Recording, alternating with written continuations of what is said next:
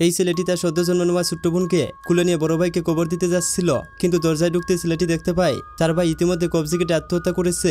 এই দৃশ্য দেখে ছেলেটি ভয়ে তার ভাইকে জাগানোর চেষ্টা করে, কিন্তু ঠিক তখন ওই ছোট্ট বোনের কণ্ঠস্বর শোনা যায় আর সে বলে তাড়াতাড়ি কাপড় দিয়ে বাড়ির কবজি চেপে ধরো। এই কথা শুনে ছেলেটি সঙ্গে সঙ্গে তাই করে, কিন্তু ততক্ষণে বড় ভাই শ্বাস বন্ধ হয়ে যায়। এটা দেখে ছোট্ট বোন তৎক্ষণাৎ তার রক্ত দিয়ে তাবিজ লিখে তার ভাইকে বাঁচাতে চায়, কিন্তু সে তো সদ্যমাত্র জন্ম নিয়েছিল, তাই কিছু করতে না পেরে তৃতীয় ভাইকে বলে সাহায্য করার জন্য।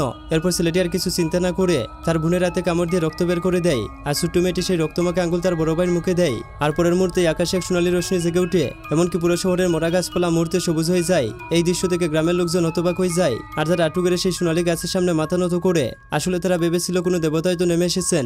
আর শেষমেশ মেয়েটির কারণে বড় ভাইয়ের জ্ঞান ফিরে আসে, কিন্তু তাকে সম্পূর্ণ সুস্থ করার জন্য ছোট্ট মেয়েটি তার কপালে কয়েকটি জায়গায় স্পর্শ করে, কিন্তু পরের মুহূর্তেই দেখা যায় যে ভাই 30 বছর ধরে প্যারালাইজড অবস্থায় ছিল হঠাৎ করে অলৌকিকভাবে সুস্থ হয়ে যায়। আসলে এই ছোট্ট মেয়েটি কোনো সাধারণ মানুষ ছিল না। এবার তো ভিডিওতে লাইক করে দাও।